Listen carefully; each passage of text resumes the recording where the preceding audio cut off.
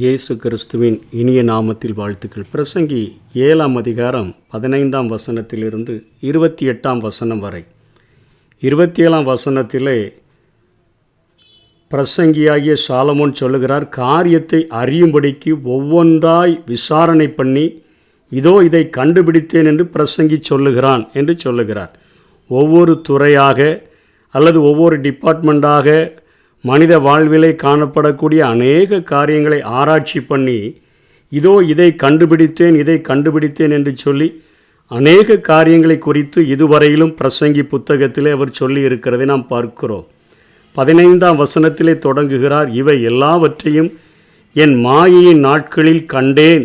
தன் நீதியிலே கெட்டுப்போகிற நீதிமானும் உண்டு, தன் பாவத்திலே நீடித்திருக்கிற பாவியும் உண்டு. மிஞ்சின நீதிமானாயிராதே, உன்னை அதிக ஞானியுமாக்காதே, உன்னை நீ ஏன் கெடுத்து கொள்ள வேண்டும்? மிஞ்சின துஷ்டனாயிராதே, அதிக பேதையுமாயிராதே, உன் காலத்துக்கு முன்னே நீ ஏன் சாக வேண்டும் என்று சொல்லி ஒரு 2 கேள்விகளை இங்கே பிரசங்கி கேட்கிறதை நாம் பார்க்கிறோம். மிஞ்சின நீதிமானா இராதே, உன்னை அதிக ஞானியுமாக்காதே. அதற்கு முந்தின வசனத்திலே சொல்லுகிறார், தன் நீதியிலே கெட்டுப்போகிற நீதிமானும் உண்டு என்று சொல்லி. வேதத்திலே நாம் புதிய ஏற்பாட்டிலே வாசிக்கிறோம், முடிவு பரியந்தமும் நிலை நிற்பவனே ரட்சிக்கப்படுவான், நிற்கிறேன் என்று சொல்லுகிறவன் விழாதபடிக்கு எச்சரிக்கையாக இருக்க கடவன் என்று சொல்லி வேதம் நம்மை ஒவ்வொரு நாளும் ஜாக்கிரதை உள்ளவர்களாய் வாழும்படியாய் அழைக்கிறபடியினாலே நம்முடைய தொடக்கத்தில் எப்படி ஆண்டவருடைய அர்ப்பணிப்பிலே தீர்மானத்திலே உறுதியாக இருக்கிறோமோ அதே போல் நம்முடைய வாழ்வின் நெடுகவே அதை கடைபிடித்து முடிவு பரியந்தமும் அதிலே நிலைநிற்க வேண்டும் என்கிறதை மறுபடியுமாக இங்கே பிரசங்கி வலியுறுத்துகிறதை பார்க்கிறோம். நீதிமானுடைய பாதை நடுப்பகல் வரைக்கும் அதிகமாய் பிரகாசிக்கிற ஒரு சூரிய பிரகாசத்தை போல இருக்க வேண்டும். அதற்கு அவன் ஒவ்வொரு நாளும் தேவனுடைய தயவை நாடி அவரை ஒவ்வொரு நாளும் அவன் அண்டிக் கொள்ளுவான் என்று சொன்னால் அவன் நிச்சயமாக தன்னுடைய வாழ்க்கையிலே அவன் நீதிமானாக அவன் நீடித்திருக்க முடியும். இல்லைன்னா வழியிலேயே பாதியிலேயே அவன் கெட்டு போகிவிட முடியும் என்று சொல்லி இங்கே சாலமோன் குறிப்பிடுகிறார். தன் பாவத்திலே நீடித்திருக்கிற பாவியும் உண்டு. அவனுடைய வாழ்வை குறித்து அழகாக சொல்லுகிறார், மிஞ்சின துஷ்டனாயிராதே, அதிக பேதியுமாயிராதே, உன் காலத்துக்கு முன்னே நீ ஏன் சாக வேண்டும்? என்ன, பாவத்தின் சம்பளம் மரணம். ஒரு மனிதனுடைய மிஞ்சின துஷ்டத்தனமானது அவனை கடைசியாக மரணத்துக்கு நேராக வழிநடத்தி விடுகிறது. ஆகவே மிஞ்சின துஷ்டனாக பாவியாக யார் என்னை கேட்கப் போகிறாய் என்று சொல்லி நினைத்து பெருமையோடு கூட அகந்தையோடு கூட பாவத்தில் நீடித்திருக்காதே. உன் காலத்துக்கு முன்னே நீ ஏன் சாக வேண்டும்? அகால மரணத்தில் நீ மடிந்து போக வேண்டும் என்று சொல்லி இங்கே பிரசங்கி எச்சரிக்கிறதை பார்க்கிறோம். மிஞ்சின நீதிமானாய் ஈராதே என்கிற ஒரு காரியத்தை இங்கே அவர் பேசுகிறாரே. என்ன காரியம் என்று சொன்னால், தங்களுடைய சுய நீதியிலேயே இன்றைக்கு தங்களை பரிசுத்தமாய் காத்து கொள்ள நினைக்கிறவர்கள் அநேகர் இருக்கிறார்கள். இயேசு கிறிஸ்து இந்த பூமியிலே வாழ்ந்த நாட்களிலே அவர்கள் பரிசேயர்கள் எப்படி இருந்தார்கள், அதிலே ஆண்டவர் அதை விளக்கும் வண்ணமாக 2 பேருடைய ஜெபத்தையே அங்கே ஆண்டவர் ஒரு ஓமையாக சொல்லுகிறதை பார்க்கிறோம். 2 பேர் ஜெபிக்கும்படியாக ஆலயத்திற்கு சென்றார்கள். ஒருவன் பரிசேயன், இன்னொருவன் ஆயக்காரன். பரிசேயன் அங்கே ஆலயத்தின் அருகிலே வந்து நின்று கொண்டு அவன் அங்கே ஆண்டவரை பார்த்து ஜெபிக்கிறான்.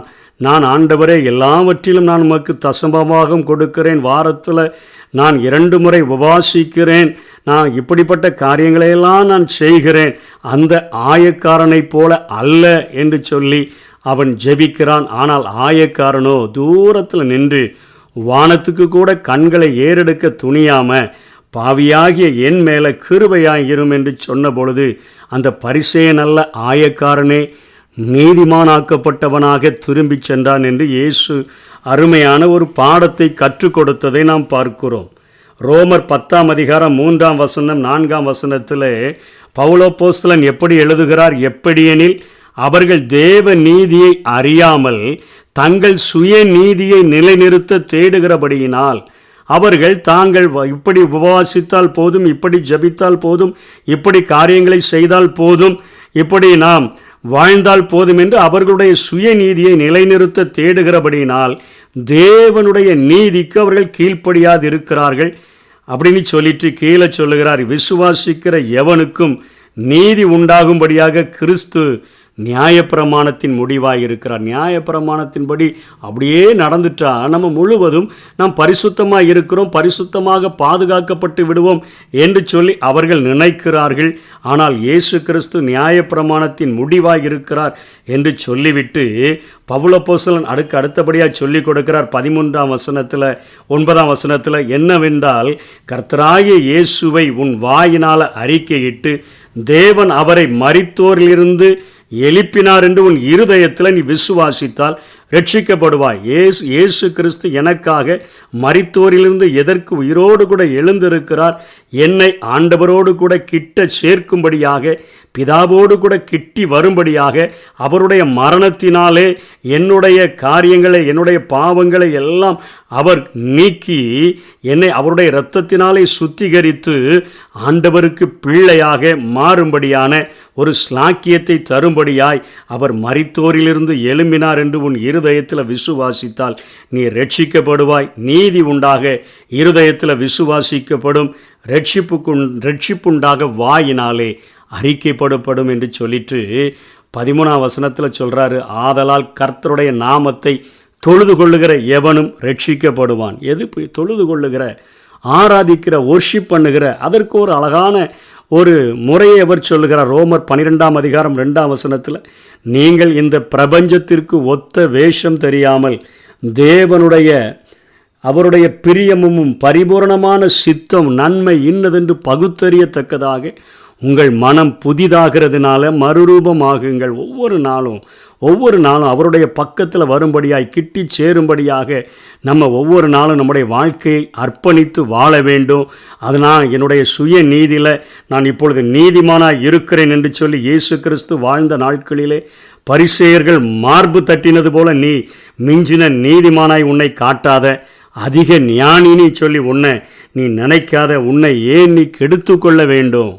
ஆயக்காரன் ரட்சிக்கப்பட்டுட்டான், பரிசேயன் கைவிடப்பட்டதை இயேசு கிறிஸ்து காண்பிக்கிறதை நாம் பார்க்கிறோம்.